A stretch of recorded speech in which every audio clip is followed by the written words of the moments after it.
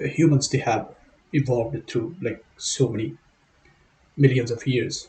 So from the primitive ones who used to live like animals in the caves and like in the open without any society, without any like bonding to each other. So they used to live like animals, other animals. What we assume, what we feel, because we perceive that, I mean, the human, this like cropped up. They just came down on earth and started like living the way we are living today. I mean, in the societies, in the villages, in the towns, in the cities. I'm thinking about all these things in the light of eternal values, because the humans, they need some one way or other. You are uh, being influenced by the things around you. I mean, affected by the things around you. So you are always, so you need to be interactive with this to understand the worldly things in a earlier, like there are certain words like the rational, the logical in the Western world, that is the English language.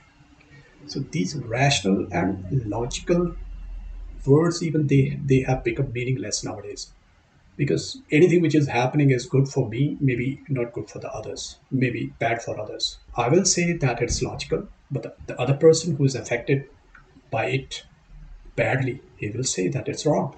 It's not good. It's not logical. That's why we need to understand. We need to know the eternal, the eternity, the eternal values. What are the eternal values? We need to know that. We need to understand that. And when we understand the meaning of eternity and the eternal values. Eternal means the two, which remains there forever, and everybody wants to be with those values.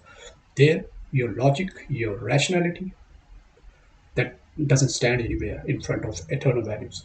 So once we know the meaning of eternal values, we all will be the two humans, two to humanity, two to this planet, two to this universe, two to the God. Question arises: what is God? So God has different meanings, because the Western world, of course, particularly where the English is the most influencing language, they feel that the God is one which is very, very, very powerful, very, very big, sitting somewhere outside the universe, and is ruling the universe and is controlling everything from there. So, in like Abrahamic religions, like the Christianity, monotheistic religions, Christianity, and then there are many more, but Christianity and Islam are the major ones. Who believe in one superpower, one super being, who is sitting above in the skies and is controlling everything. It's naturally, when it is taking care of, it is ruling the world and the universe. It should be very big and very powerful. In Indian context or the Hindu context, Sanatani context, that's not the God. They say it is within us, within every human being, within everything. In fact, every single little thing, God is there. So from Wikipedia, it means the supreme self. Again, what self means? Me, you, yourself, everyone, every being, every single element, every single atom, every single molecule. That's Paramatman, Supreme Self, us. We all are part of that. He is also part of that.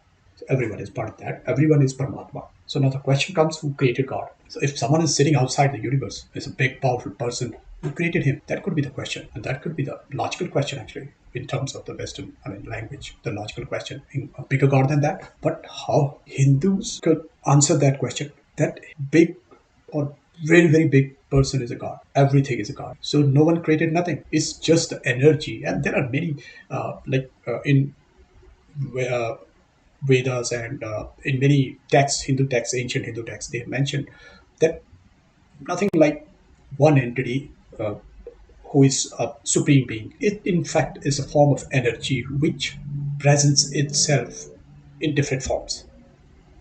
And Einstein's theory says it very well, that E is equal to mc square. E is energy, is equal to m means mass, and c is the speed of light and all that in science. Means uh, E E, that is energy, is equal to mass. Means whatever mass is there, that has energy, or whatever energy is there, that has mass.